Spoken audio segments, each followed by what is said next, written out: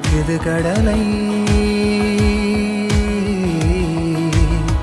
நரை வந்த பிறகே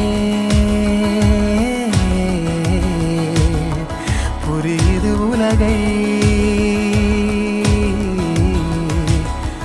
நேற்றின் இன்பங்கள் யாவும் கூடியே